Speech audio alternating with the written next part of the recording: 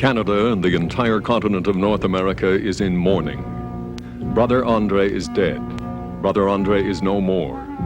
During the night of January the 5th, 1937, at precisely 12:50 a.m., the man who for 40 years was an unknown porter at Notre Dame College before becoming internationally venerated as the miracle worker of Mount Royal, rendered his soul to God at the age of 91 in the L'Espérance Sisters Hospital in Saint-Laurent. Carried by the radio and newspaper, the word of his death spread like the wind to the four corners of the country, as well as through the United States, where special trains were made available to the pilgrims in cities of Maine, Massachusetts, Connecticut, Rhode Island, New Hampshire, and Vermont.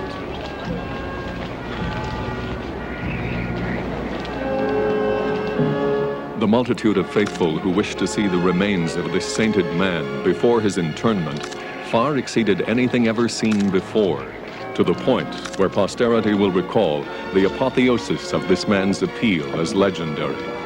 There were over 1 million people.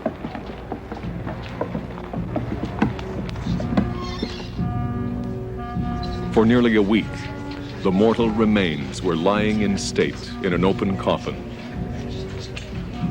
It was decided not to embalm the corpse, a real act of faith given the circumstances.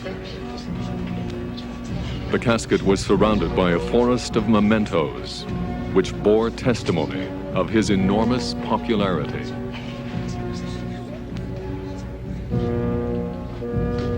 For 6 days and 6 nights, the faithful filed by the modest wooden casket at a rate of 100 people a minute. By special permission, the blind were allowed to pause momentarily next to the body and touch the forehead of the deceased.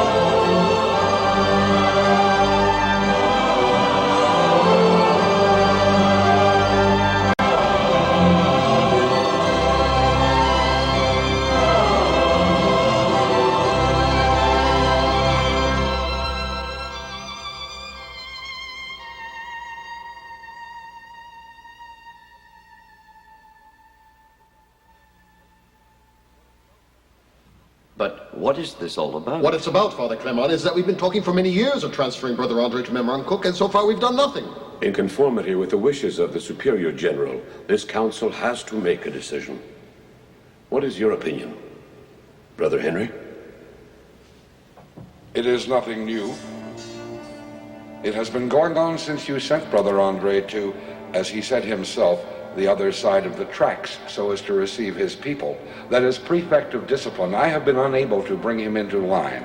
Yet he continued to fulfill his duties as porter. You've counted how many miracles, Brother Andre? Until further notice, we will refer to them as healing instead of miracles. In any case, he gave me back my eyesight. The number of barrels of oil that I have bought for the oratory that are paid for by the college has tripled since the Eucharistic Congress. The figures I have in the debits column for the expenses of the oratory are higher than ever, and I have yet to write anything in the credits column. But surely you're not going to recommend to the Superior General to transfer Brother Andre to Memramcook? But anywhere else would be a waste of time. But Memramcook in New Brunswick is far away. Far and deserted. Exactly. And you will have, as is usual, no choice, Brother Andre, but to obey.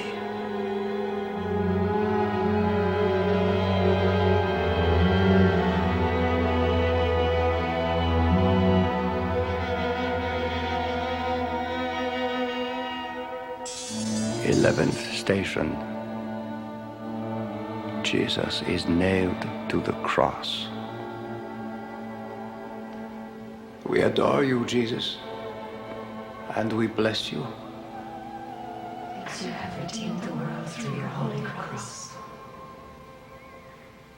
This, my Lord, it makes no more sense. Forgive me. It hurts too much.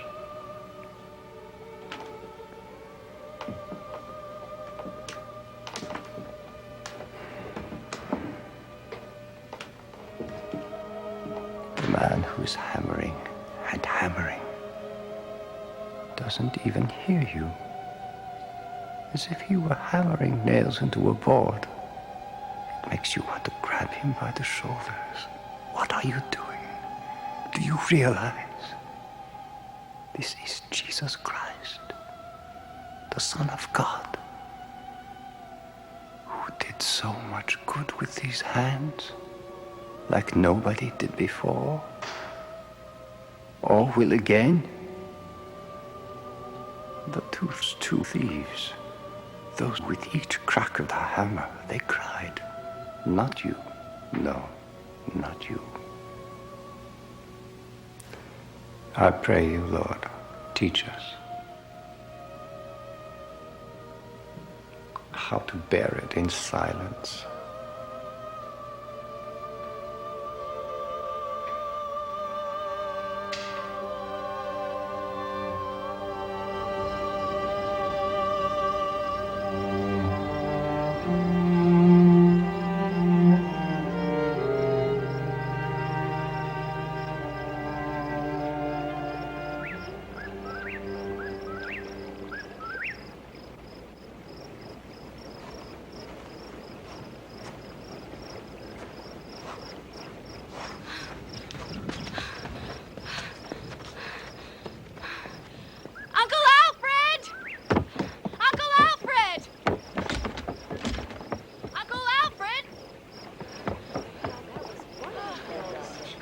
Thank you, Brother Andre.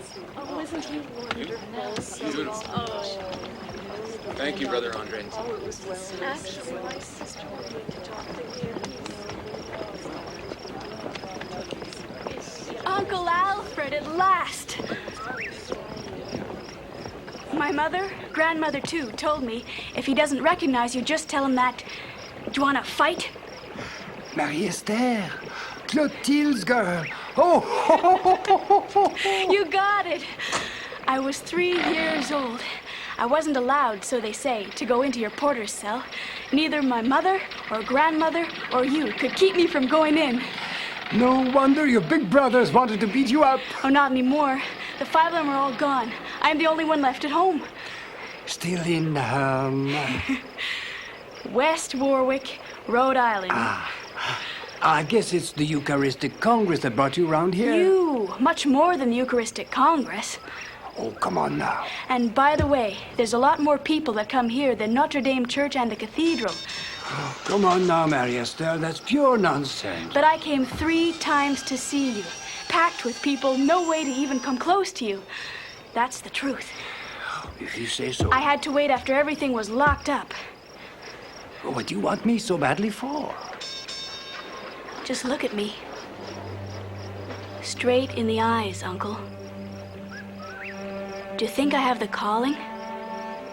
You came all the way over here to ask an old goat like me. The nuns in the convent in West Warwick and the pastor said that I have it, same as you. No. My brother, my mother, my grandmother, and the love of my life told me to ask you, Uncle Alfred. And what makes them think, the nuns and the pastor, that you have the calling? I can't stop asking myself, why is there so much suffering out there? In the poor areas near us, working in the factories, it's really no joke. You know what it's like. You went through it years ago. You see, between Leonard's father, who is Irish, and his mother, who is French, like me and you, things aren't going very well. So the pastor and the nun say that with Leonard and me, it wouldn't work out any better. But that if I entered the order, things would be better. Oh boy, I see red when I hear that. I'm all mixed up. I don't know anymore. Do I let go of Leonard? Do I hold on to Leonard? When I say I love him, it's no joke. Ah, but you just have to follow your heart if you love him that much. Little runts like you don't make very good nuns anyway. Oh, with you, it's so simple, just so simple. Oh, no. Oh, you don't know. You just don't know. All the worries that I had. Oh, there. Boy, and Leonard will be so happy. It's even better. Excuse me. You're leaving? I gotta go already. I got things to do. Oh, I know it's real late and you had a heavy day on your shoulder and that you're gonna have an even worse one tomorrow. The fathers down at the college told me to leave whenever you would say so. What fathers? Ah, but if you only knew all the messages that the whole family, especially Grandma Leocadie, you know. If you only knew all the things Grandma wants to know about you. That's good. That's good. You're gonna come back down? Should I wait? Yeah.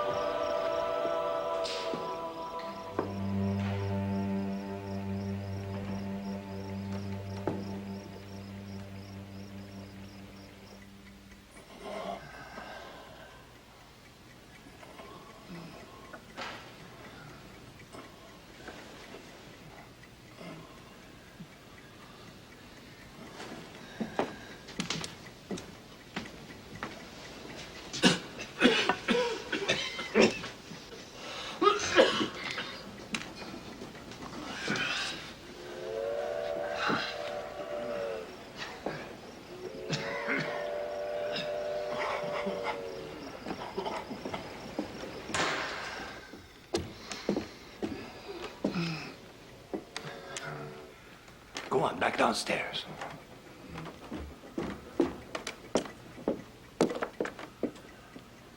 Lift him up very gently. That's right. Thank you. Now you go on down.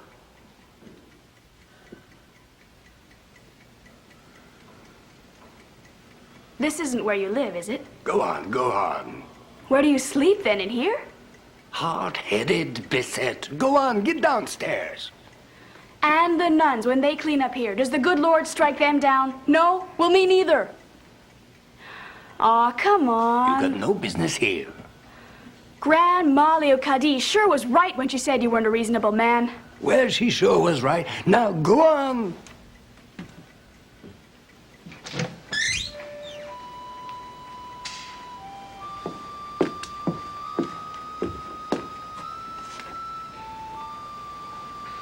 I usually leave it open.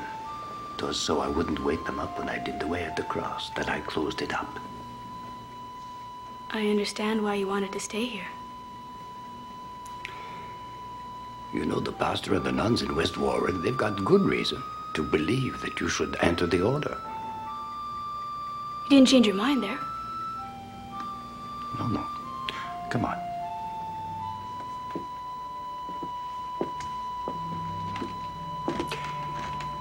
We're going into the chapel now. Cover your head. No. There's nobody here but you and me, right? And him. He can't possibly be upset with me only for that, not him.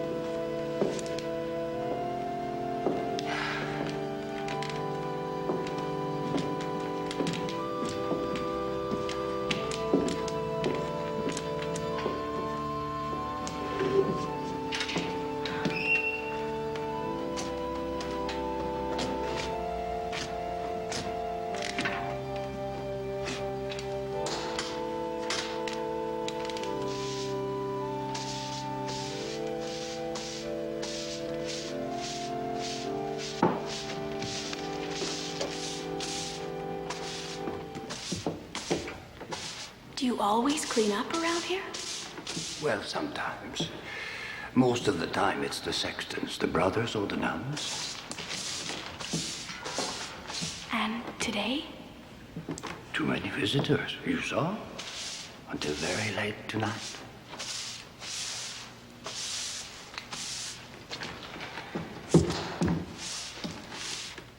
You mad at me? No.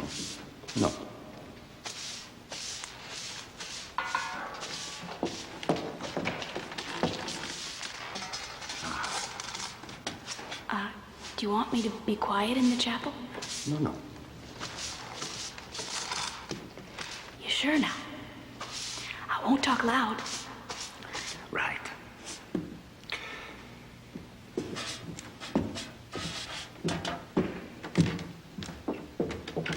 Do you think that Grandma Leocadie, because of her age, could be getting a little dotty? Leocadie. It'd be surprising. Is it true you always thought she was a grump? A bit. And she said that when your parents died, that it was her, Leocadie, who had taken care of you. Well, a little. And that it was her, by sending you to see Father Provençal, who started that whole thing about your calling, right? Is she right, eh?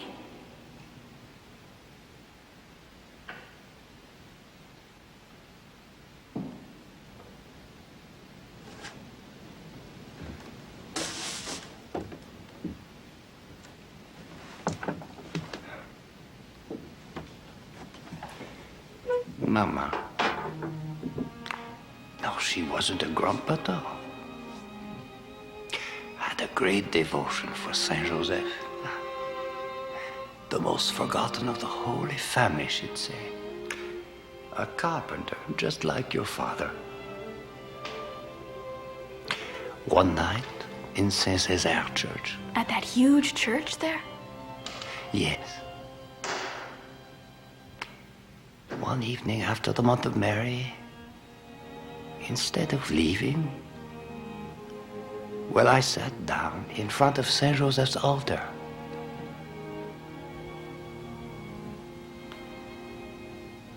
You stayed sitting there for a long time? 45 minutes, an hour? 2 hours? Was he answering you, Saint Joseph?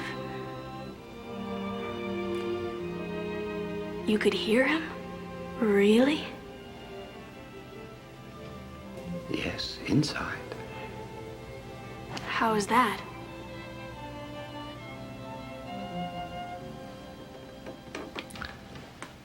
Your Leonard.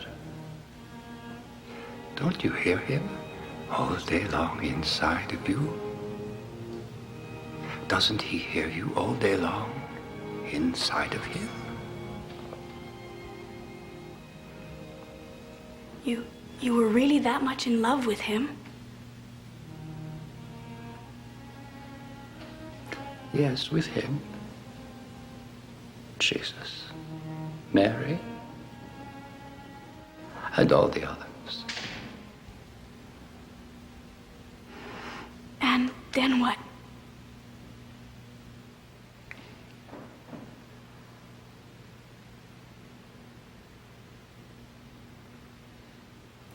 I didn't know that behind me there was Father Provençal and Brother Aldrich standing beside the big altar.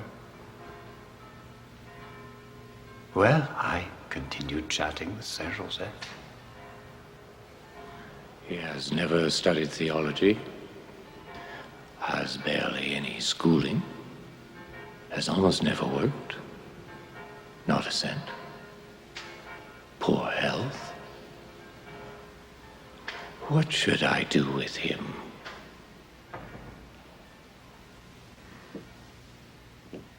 Uncle Alfred? Uncle Alfred? And? Well, Father Provençal didn't wait another minute. He grabbed me by the scruff of the neck and he put me down here at old Notre Dame College, down here on Côte de Neige. You were known in the world as Alfred Bisset. You will be known henceforth in the Congregation of Holy Cross by the name Brother Andre. In honor of? Well, Father André Provençal. You will be the porter, lamplighter, and nurse. Sweeper of the chapel and the corridors, stairways. You will take wood to the chambers. You will also tend to the laundry. The barber to the students, stable boy. You will repair the cassocks of the fathers and the brothers. You will make the woolen cords which they use for the waist belts. Yes. He was another superior? Those orders came from the provincial superior. Well, he really piled it on you.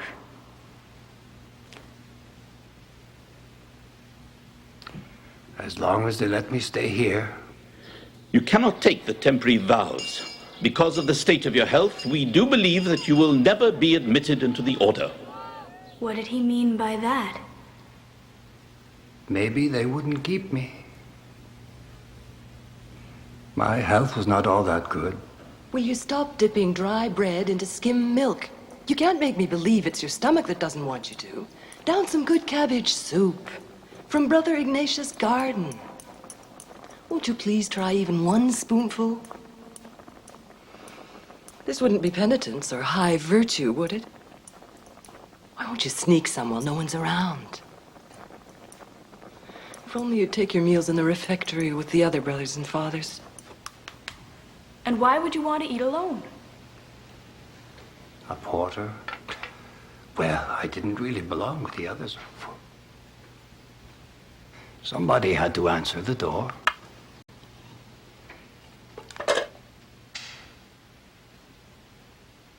It all worked out in the end, in my favor. The old Father Hupier. The fathers on the council are all wondering, like Sister Gertrude in the kitchen, who could be sustaining you? How is it possible for you to do all that work when you're eating so little? You will be taking, shortly, your vows of profession as a brother of Holy Cross. My heart, you understand, was pounding so hard. Finally, I'd be taking my vows. The community would never send me away, ever. They never wanted to send you away. No. But the old Father... What is wrong, Uncle? He suffered so badly through the winters here. The doctor at the college came to see him up here one night in February. That dear Dr. Charette cannot understand why our Superior General would have me sent here at my age. I believed I was still useful, well-rooted, back in France. But here I am. The Provincial Superior is sending me next year, or so it seems, to Memrem Cook, out in New Brunswick.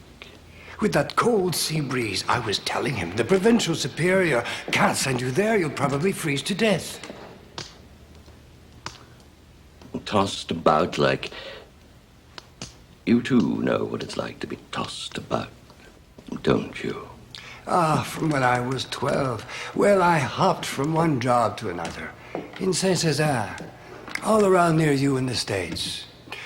And were they going to send me off in a way just like him from one place to another? Oh, when you have been tossed about unreasonably when you are younger, then you may not have to bear much pain when you are older. The moment he revealed that to me, I understood. I didn't know where to begin to thank him. Could you please take just a little bit of oil out of the lamp of the sanctuary? I didn't know what he wanted it for. In this new country, Canada, you haven't yet resorted to this practice. In the old France, it is in common usage. I took it and I put a bit of hot oil in a bowl, a little one made of porcelain. And when it was cool enough, coated his ear like he wanted it. I watched how my mother rubbed some lard on all our scratches, real gentle like. So I did the same. Is that really going to be able to chase away the pain? I asked the old father.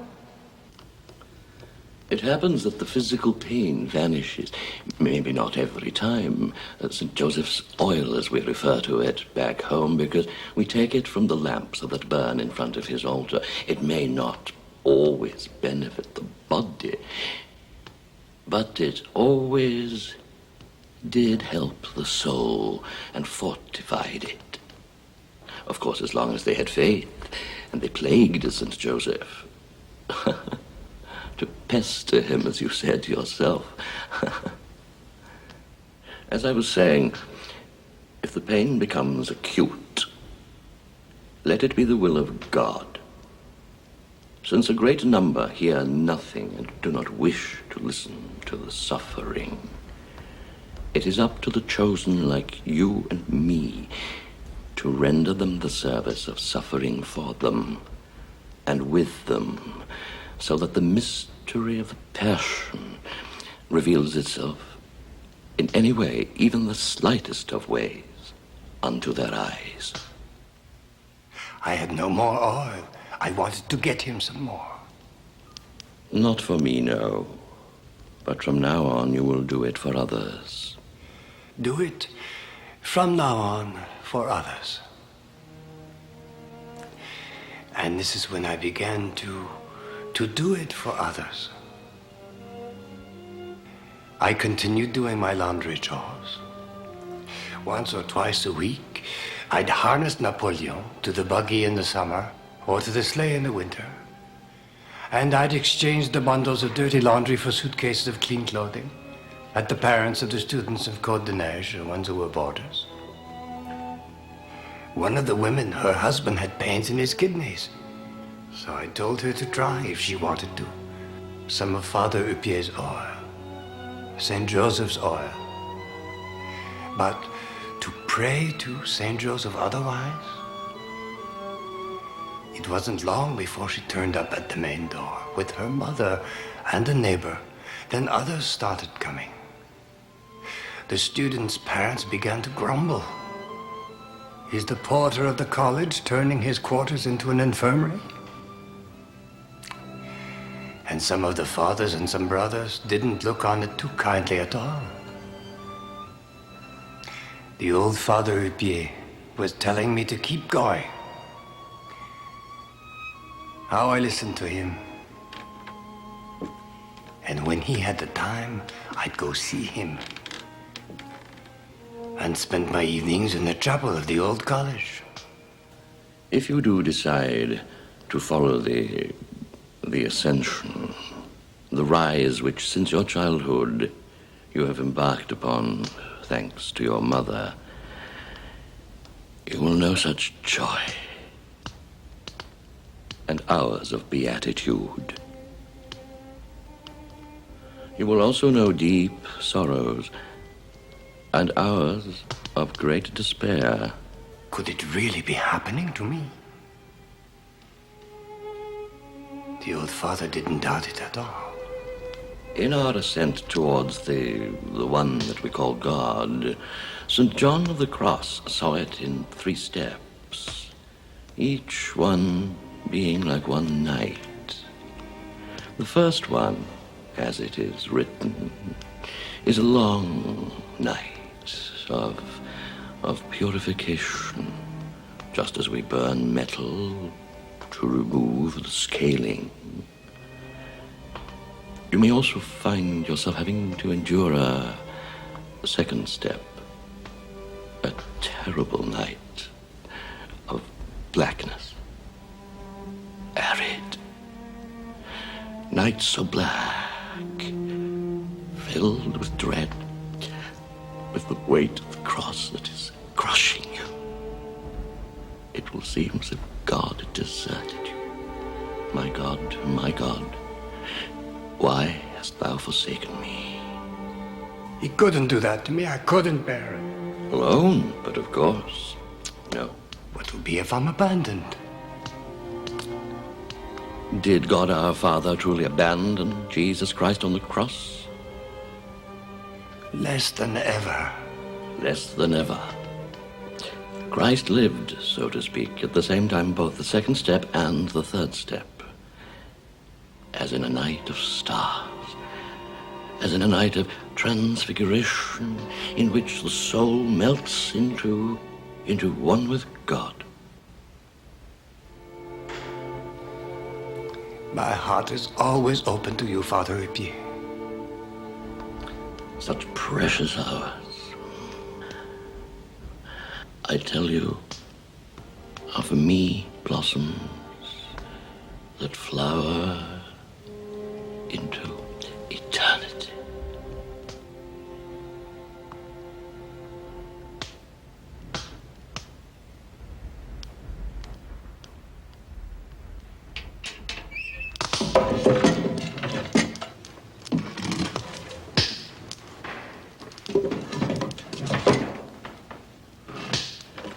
He spoke to me, all cuddled up in front of the wood furnace like this one, in the middle of the chapel of the old college. Dear old father, That old St. Joseph's oil, did it work? Oh, you bet it did.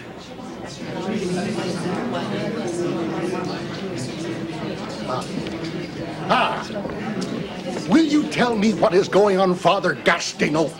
If your porter is unable to do his work, if he can't go and fetch the students in the college, who will do it? I'll see to it, Mr. Couture. I'll see to it. Do not worry. And what are these stories about bronchitis, chicken pox, hives, and measles, and all those crowds of cackling women? They waltz around like they're in a barnyard. Well, Father Gastineau wasn't amused at all. Brother Andre, you will tell all these women that as porter, your post doesn't allow you to take care of every disease and infirmity in Cotonage. You do understand me, don't you? And I kept telling all those women. And they kept on coming? And it rumbled and grumbled. But not just for that. Who here decides if a child with a contagious disease and a fever of 103 degrees can leave the infirmary and is well enough to play in the yard? The college doctor, or is it Brother Porter? You know who we're talking about, Brother Andre. The young cardinal boy. How long did you have to rub that one down for? While invoking who and reciting what? Nothing like that, I told him. I just walked by him. He seemed to be all right. He was boiling. 102 3/5. Verified. Not 2 hours ago. But he hadn't any more fever. The doctor made a mistake? Oh, no. From now on, you keep your nose in your own business, understand? Did you speak to the child? Me? All I said was go out and play. By whose authority, I pray you? If ever in the future you witness a similar phenomenon, you will advise Dr. Charette. Ah, but more than that. He will be forbidden access to the infirmary. Did you go there often? Every day. I never want to see him here. Understood, understood. And this rubbing of St. Joseph's oil on the whole of Côte de Neige will have to stop as of today. We will see to it, Doctor. We will see to it.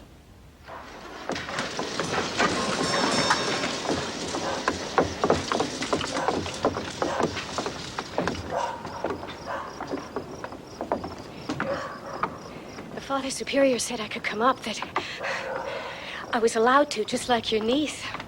You saw the Superior? I had no choice. Well, me neither. The two young policemen didn't want to open the gate. They sent me off to ask permission to Father Superior, who was walking along with Father Clement in front of the college. It's still all lit up at this hour. All right, anyway. It's about my William. He's put his left shoulder out almost a week ago. I had it put back in, but I don't know if they did something wrong or not. Are you able to move your shoulder at all? Actually, no. I wanted to come and see you, but with the Eucharistic Congress, it's just been alive with people. You just get crushed in the crowd. It's supposed to be even worse tomorrow. Brother Andre is going to be real gentle, don't worry. It doesn't hurt on both sides, eh? The right one's okay. Don't move. That's right, William. You just do what Brother Andre tells you to. I'm so happy that we finally managed to see you. You don't know how much this means to us. That's right, William. Feel any better? Give him time. Have confidence in Brother Andre and in St. Joseph as Look, well. your mother's going to take it home. She'll rub the oil the same way. And she's going to keep pestering Saint Joseph. You do the same. Then she'll take you to see the doctor. Okay? If you could only sleep through the night and let us get some rest. Your father works hard, and I'm doing the best I can. A big boy like you doesn't bawl, eh? That's my boy.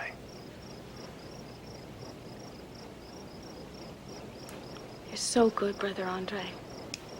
You're so good. Is, your niece staying at Madame Cardinal's tonight? She'd like to know about what time you'll be coming down. Later, I'll see to it. You take care now. Good night, William. Good night.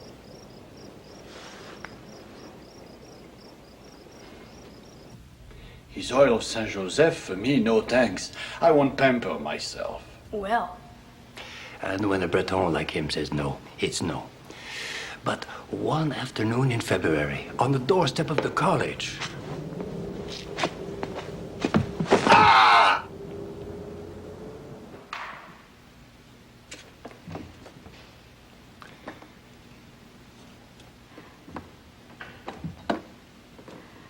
A real deep cut. Down to the bone. Ooh. Then gangrene starts setting in.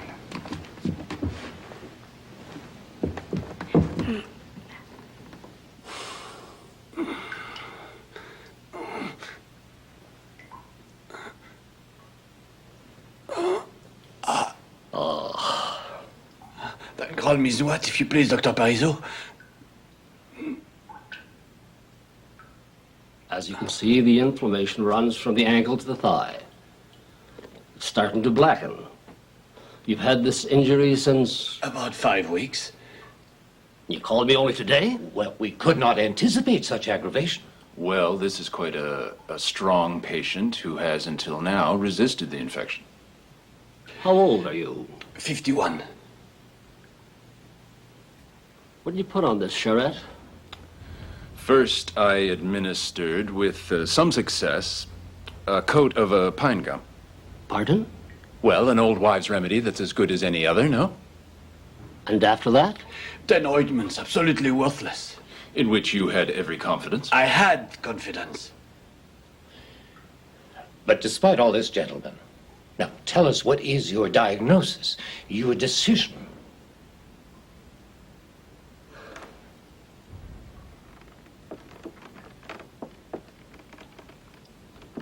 For now, he will have to stay off that leg, yes? Mm-hmm. And if the swelling doesn't start going down, if it keeps on spreading... No other choice than amputation. Mm-hmm.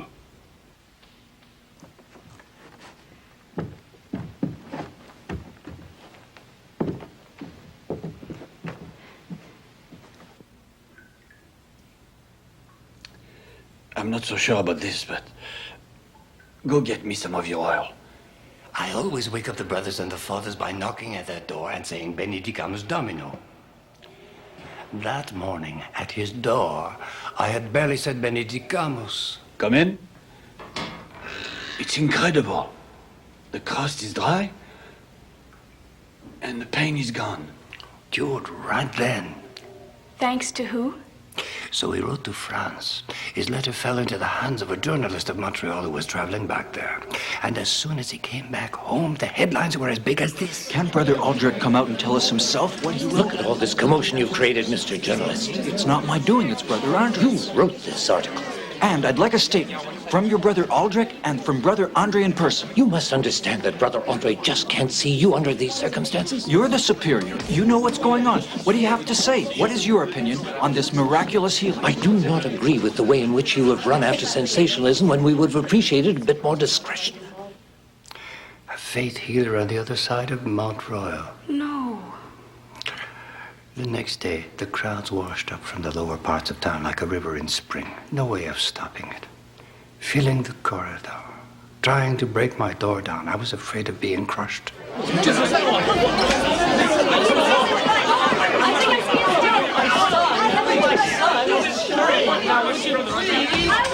No oil has ever cured anyone from blood poisoning. You examined me, doctor, the night before I was here. You were walking. Not without my crutches. You were eating. No! You were drinking concoctions. I spit out half of it. You swallowed the rest. You were fighting against the illness. That isn't what cured me. Ah, you're a doctor. You had it verified clinically. But it was so swollen that it was oozing right through the bandages. You were all ready to amputate. Oh, amputate. Now, really? Well, I was suffering like a bear caught in a trap. I couldn't sleep. I was fading away to nothing. So I used some of Saint Joseph oil. Aren't there enough charlatans, faith healers, or witch doctors throughout the province that we need one here in Montreal? Show me another one like him. You'll never get me to believe in his greasing. But you can't stop me from believing it. Those who refuse to see become blind. They shut their eyes. We have entered an era of exact science. I don't disagree. I'm not saying that there's nothing in their science. But to say that there's nothing in our faith, that's all we need now. A pretty dispute, which is not about to finish. And you are right in the middle of it. In between. How's that make you feel? Not very big at all, I would say. I'm afraid that you will never again have peace. One Sunday, that journalist even forced his way in here before visiting hours. Do you feel any emotion when you perform a miracle? It wasn't up to me or him to say I had performed miracles. Then who? Or the bishop, or I don't know. Do you consider yourself a healer or a miracle worker? Listen once and for all. Saint Joseph is using me to heal the bodies or the souls of people. Call it whatever you want. But what do you feel inside when you heal someone? Nothing. For real now? Sometimes, like a force coming from my fingers. Did you not heal Martin Hannon? It wasn't me. Saint Joseph, if you insist. And against all the laws of nature, as it seems. But Martin Hannon first appealed to Saint Anne in Beaupré, who sent him back on his crutches. He comes here, and he leaves walking on his own 2 feet. How do you explain that? Saint Anne would be losing some, Saint Joseph gaining some? I don't know all their secrets up there. Could be that Saint Anne was snowed under, and Saint Joseph needed more work. Is it true that since birth, your stomach cannot digest properly? Sometimes I can keep a meal down, other times I just can't. Is it true that you go through periods when you eat or digest practically nothing? At times. Long periods? Aren't you finished? What about these days? Nothing stays down. It burns? Yeah. There's a doctor who can't understand how you're able to survive under conditions like these. So what? So what? Dr. Lamy. While your fame is spreading throughout Canada and the United States... Will you stop it now? The order keeps you on the lowest of echelons, and still you are washing floors. And they're right. Now that's enough. Will you leave me in peace?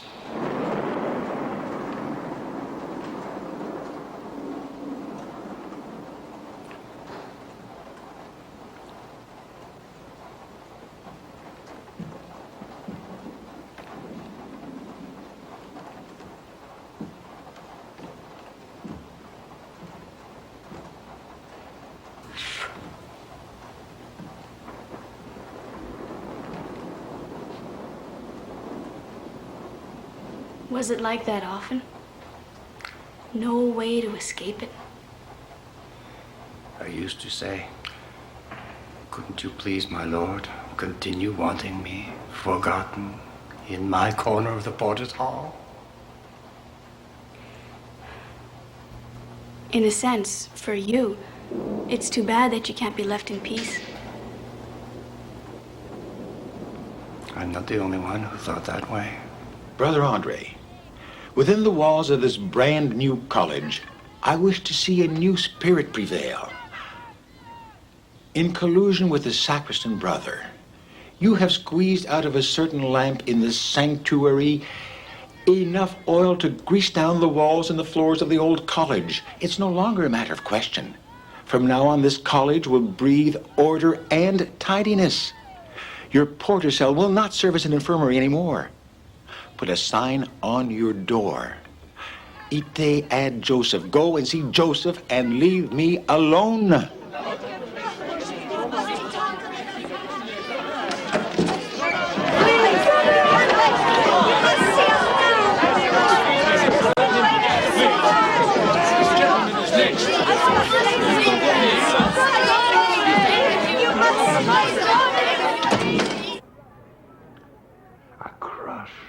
Well, what did you expect? If it was just me who was attracting them here. But since it was much bigger than me, Saint Joseph himself who attracted them. Oh, nothing to do with you. Well, let's say I was like his servant on earth, but it's him who attracted them. Well, you see, with a bigger corridor, more space, there were more.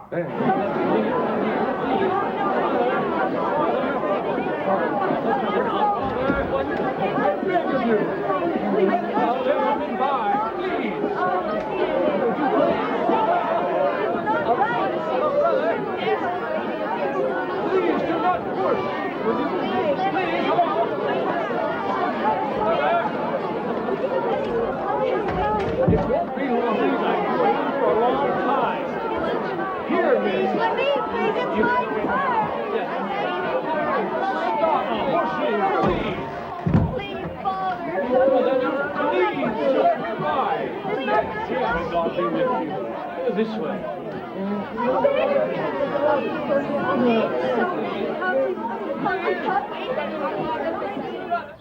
Did you not understand what I said? But once they're inside, listen here. I can't really throw them out. And I had forbidden the distribution of your oil. Well, you see, that oil there for many of them is something sacred. It's almost like the hand of Saint Joseph himself. Pardon me? You really said that? Without being disrespectful. I think he didn't understand. Besides, after that he just disappeared somewhere. Oh, yeah? He was the last French father to be superior of the college. It was Father Dion who took his place. The great big giant that I saw down there? Yeah. With all of these epidemics running around, I don't like to see your scrofulous ones piling up inside the college. I didn't like that either. Watching them coughing to death in the corridor among the students. The nights I spent in front of Saint Joseph. The nights? The nights. to keep an epidemic from breaking out in the college. It isn't 50 boarders anymore that you have, Father Dion, as in the old building, but 300 adolescents. Can't you see the devastation that could be caused by an epidemic? Have you recently ventured into the city of Montreal, Father Dion? As the port is spreading out, the city grows and grows. Apart from a few areas, the whole of the city is a pile of old housing, unhealthy and infected. Where one epidemic follows another. But can you see the danger, Father Dion? I am aware of the danger. But the more I forbid them to come and see Brother Andre, the more they come. And with the tramways they've installed, all the suburbs will be rushing up here. Our children, Father Dion, our children. You will receive from now on your people, Brother Andre, in the tramway station. In the tramway station, Father Dion? There is no other solution.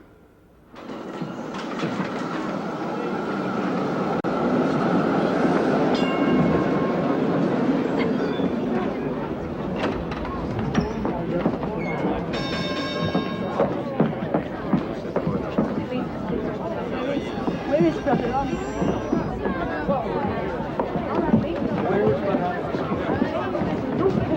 Oh my God, Brother Andre's here.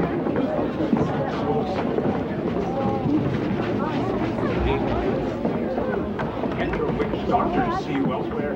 These are not the ones aside. You bathe yours. The tramway company's going to hear about this. You can be sure. Brother Andre, we love you. Miracle work. Come, I can't see Brother Andre at the college anymore. I have to see him from up close. It's about time. It's not it's for my mother. She needs your oil. It's the parents of the boarders. It's Brother Andre.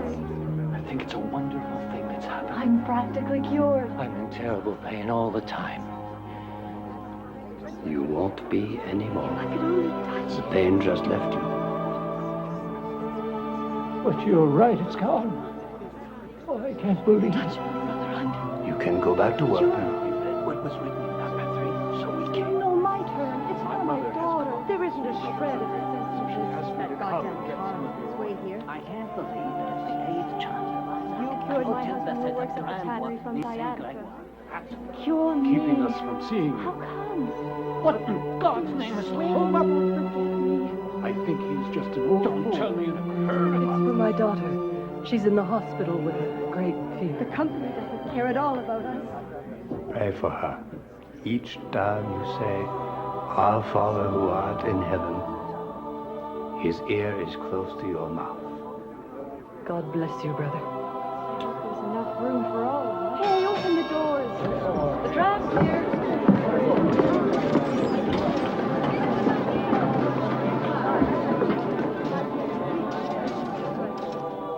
When the last tram had gone away, I looked at the mountain.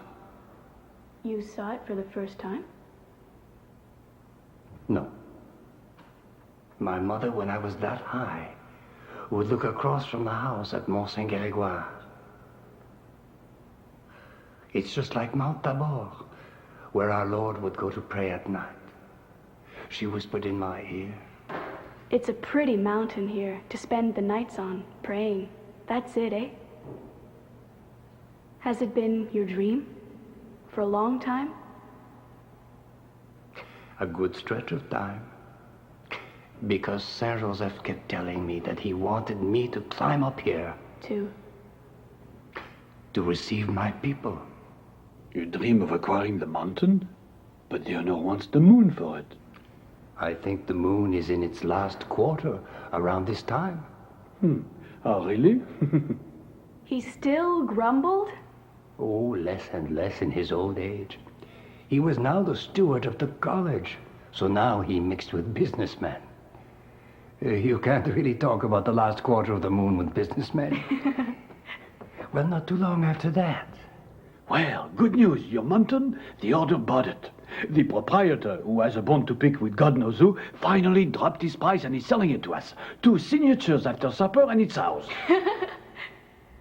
I'm interested to find out to what extent your prayers and your stomach ailments have helped to tip the balance in all of this.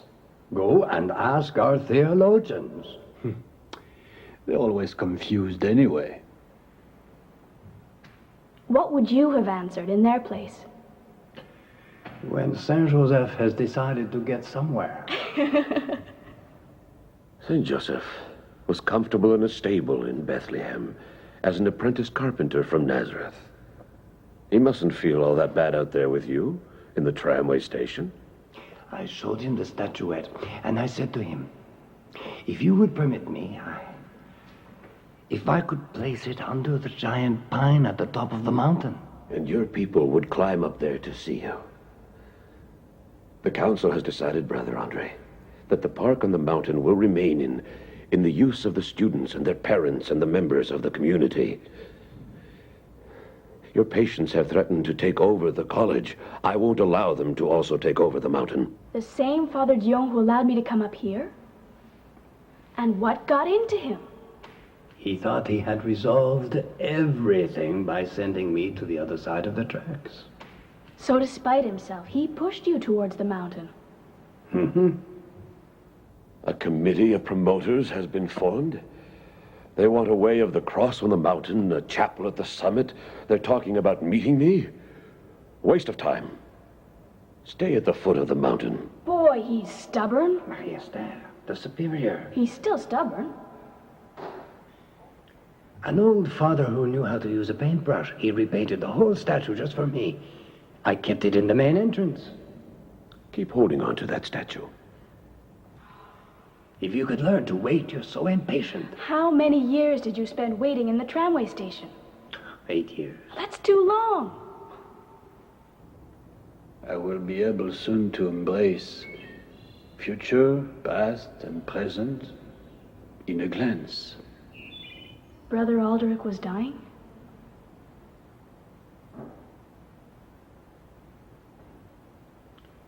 And how it cost me. The pretty mountain, eh? All wooded.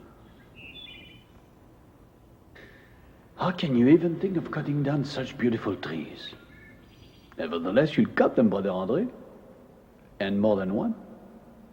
Some fathers and members of your committee of faithful are on the warpath again. If you only had money, Brother Andre, I repeat, if you only had money, Brother Abondius then could build you a little chapel, a repository altar, at the top of the mountain. You'll be able to receive your people, but nowhere other than there, and we don't want to have them everywhere. And I don't want to hear any more about it. See the entrance? That was the chapel. That's all.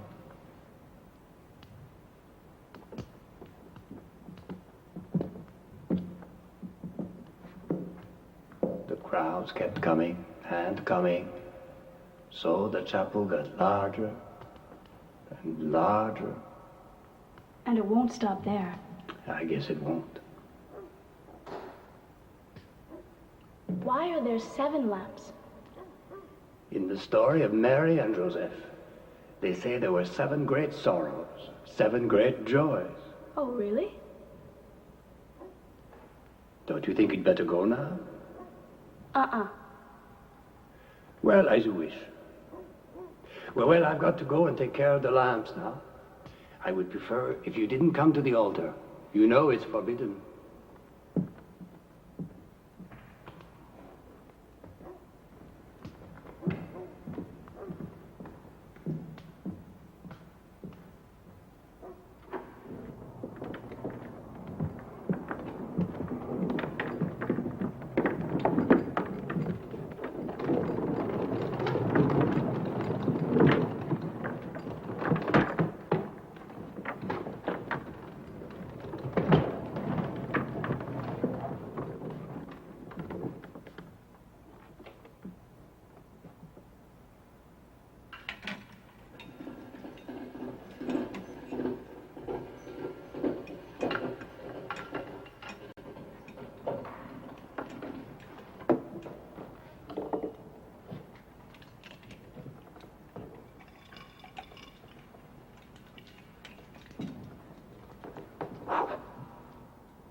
I told you not to come in here. You know that it's forbidden. You got away with too much already.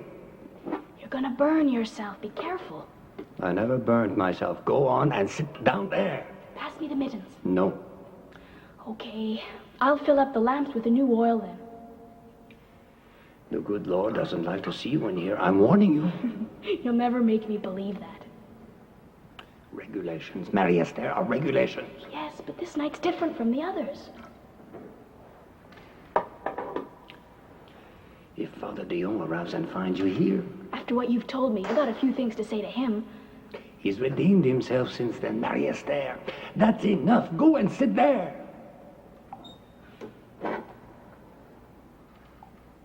Pig-headed. I will never become a nun. You're quite right there. But I envy them a little bit anyway. Let me for one night pretend I'm one of them. You're not serious. One night in my life, Uncle. Aw, come on.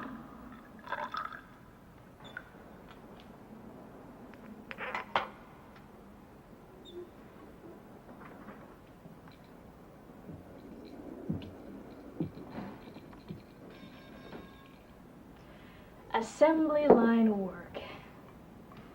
You like that, eh?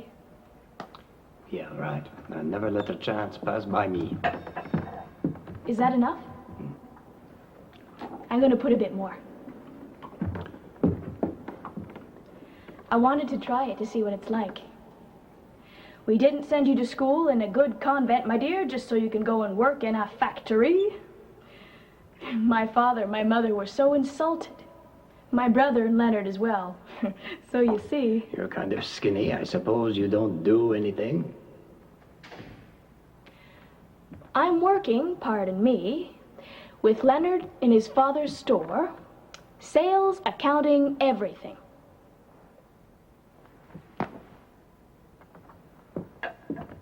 Well, thank the good Lord. I'm quite a bit luckier than you, eh? Bit more, yeah.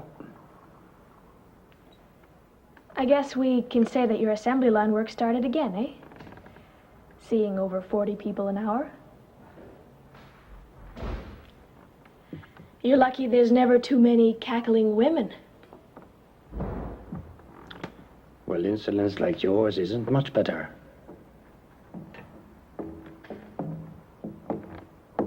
Insolence? Good Lord, is this possible? To what do I owe this honor, pray tell? Not much, I guess.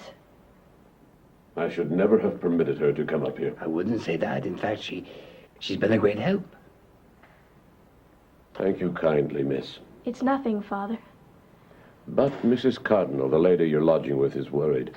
She called. I'm going down now. Right now. Besides, given the kind of day Brother Andre has had today. And the one that awaits him tomorrow. If you only knew the number of calls we've received, the torches are starting to light up again everywhere, all over the city. As if they wanted the Eucharistic Congress to continue. But this is where they'll finish up tomorrow. Oh, I want to see that. So, 5 o'clock then. And enough with the qui-vive for tonight. Close everything up, Brother Andre. And I hope your boarders will not prevent you from sleeping tonight. Don't worry. Are you sure now? You absolutely must get your rest tonight. Huh?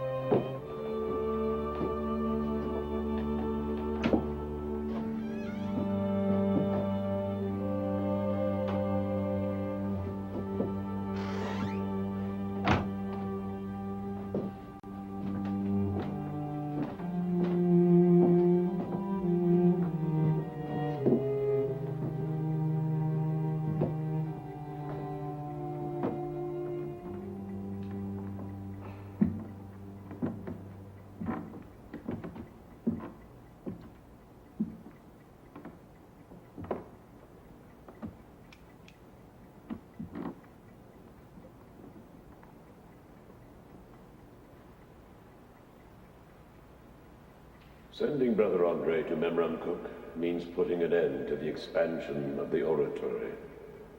This doesn't come from our Superior General, does it? The Superior General wrote to us, yes. And what is he asking us to do, Father Superior? To finish up on the problem of Brother Andre and the oratory, which has both occupied and divided the council for much too long.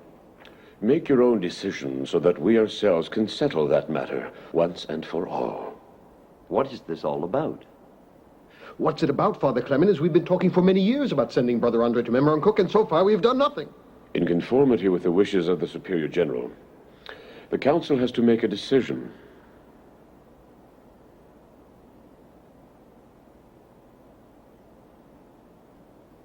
Brother Henry? It isn't something new. It has been going on since you sent Brother Andre to, as he said himself, the other side of the tracks for his people to see him, that I've been unable as discipline prefect to bring him into line. But he continues to fulfill his duties as porter. What are you reproaching him for? Ignoring the regulations. According to you. For doing whatever he wants. But I don't know anyone more submissive. Submissive. As though he was alone on the mountain. Without rules, without supervision. He obeys Father Superior. It is Father Superior who is bending to the wishes of Brother Andre. If you please. I will not hear of such things. He wanted a shelter, a waiting room, an office to receive his people. He got them. It was needed. He wanted a house for the personnel of the oratory with the father confessors and lay brothers, even nuns, and a sacristan. He has it all. He wanted a boutique for religious articles. He got it.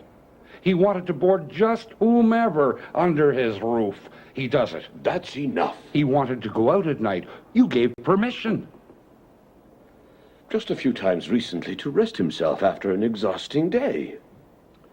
But he's not the only one that's exhausted. And when he'll ask you if he can go away on a trip? We are not to that point yet. We have to transfer Brother Andre to Memramcook in order for him to learn the real meaning of submission and modesty. But you don't understand, Brother Henry. I have spoken. Brother Leon? The letter from our Superior General is reminding us that for many years our vocation has been to educate, that we have to devote our time to our teaching houses, and that a devotion to St. Joseph must not deter us from it. Oh, really now? Furthermore, it has turned into, according to our Superior General and our theologians, a kind of sub-religion. Oh, but really? Sub-religion? It appeals much more to their credulity than their faith. If you could only hear the confessions that I hear at the oratory. But to have to cut up your old cassock into little pieces, Brother Andre, so that some zealous faithfuls can sell them under the counter at the shop as religious articles. Oh, no. That your hair and your nail clippings that the nuns retrieve while cleaning up your little room are sold there, too. Do you still call that faith? Relics of a living man, Brother Andre. We must stop this. Who is going to stop it? You?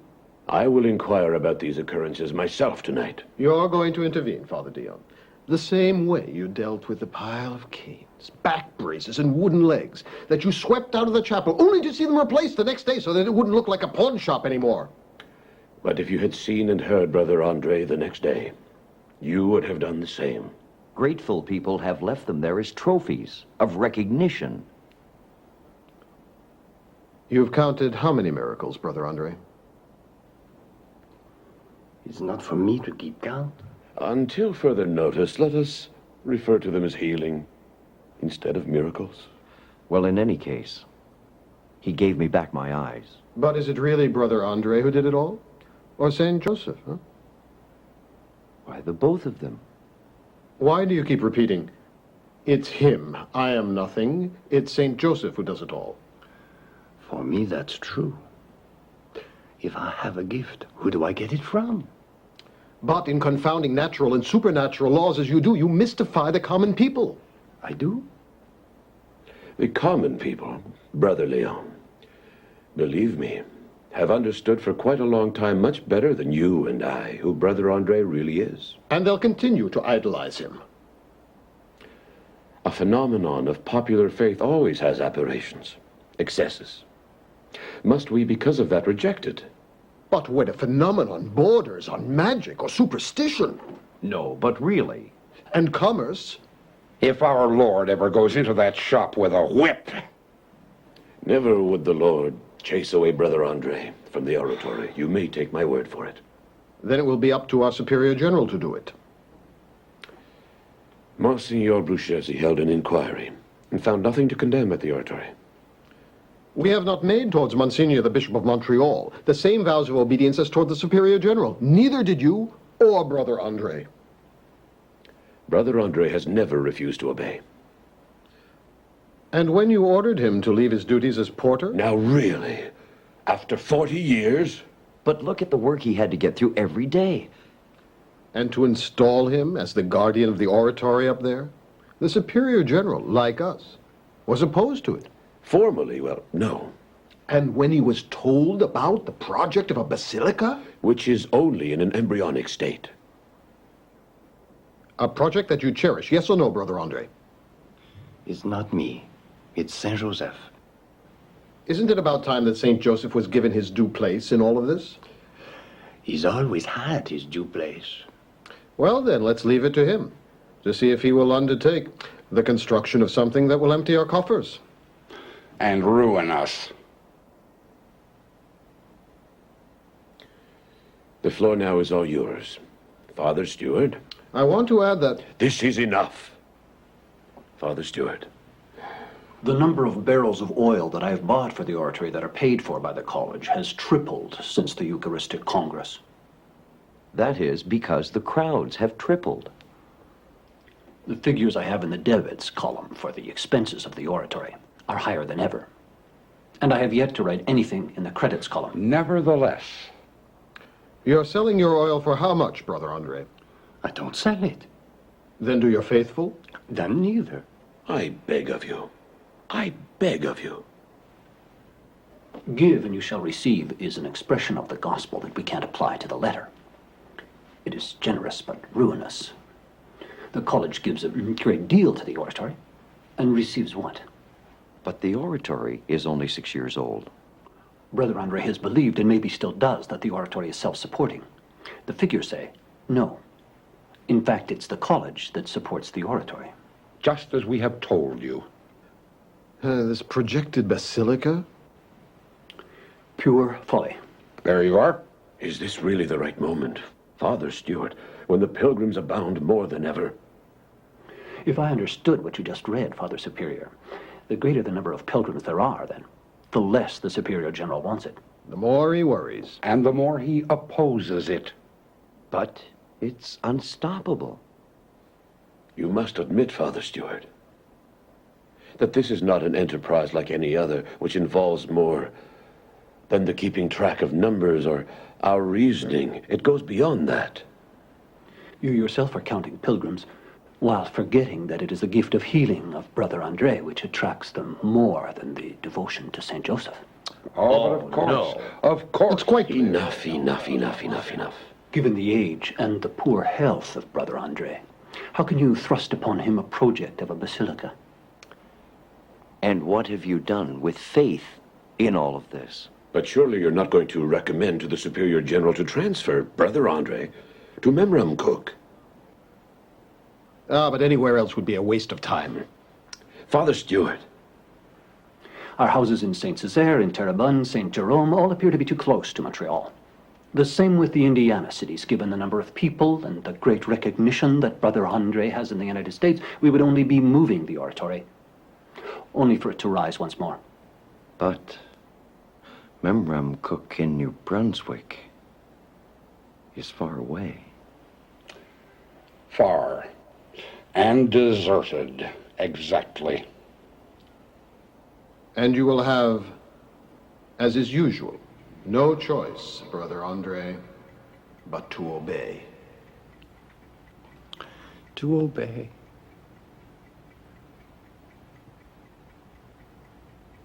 What the provincial superior will order. That's what you want?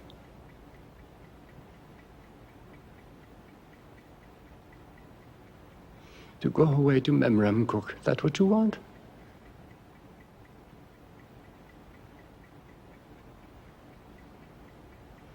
Old Father Huppier, he was able to bear it. Not me.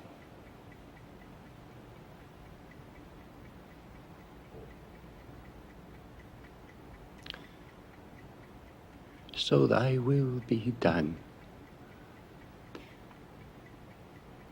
Oh, him, not me.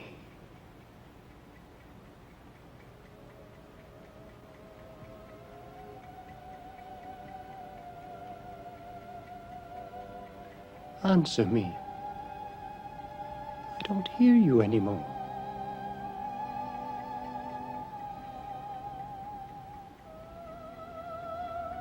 The nights of darkness that Father Huppier spoke about are starting. You think this is the time?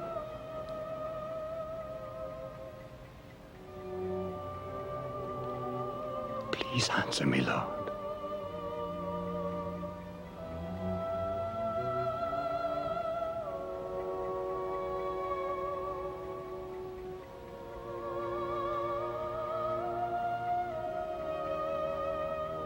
Thy will be done. Thy will be done. Thy will be done.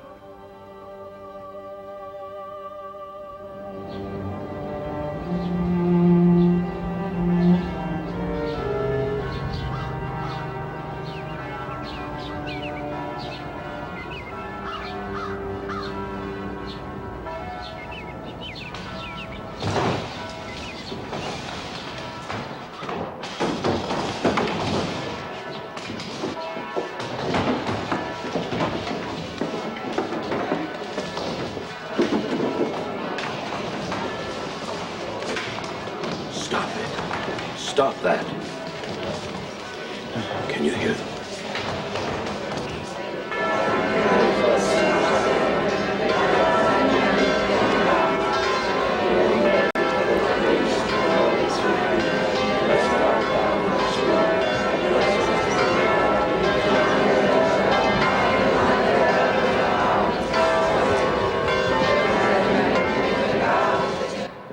You have the keys to the front doors. Go and open them. Go on.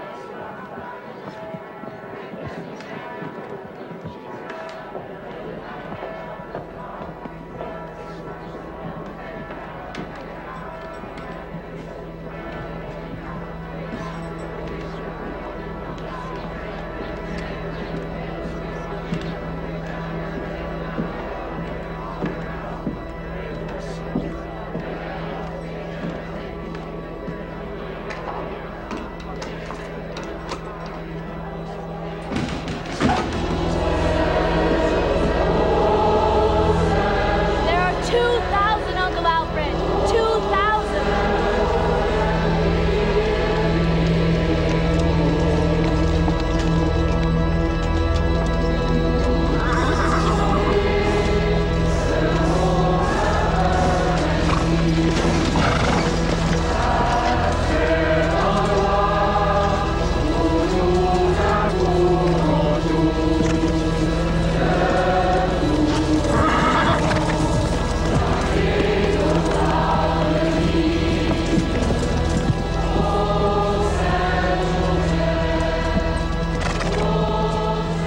They'll never send you to Memramcook.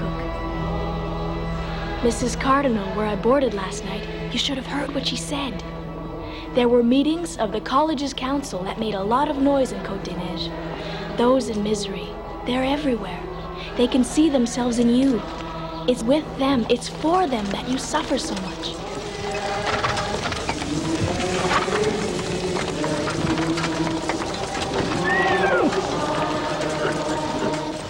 They will never let them send you away. Can you hear them?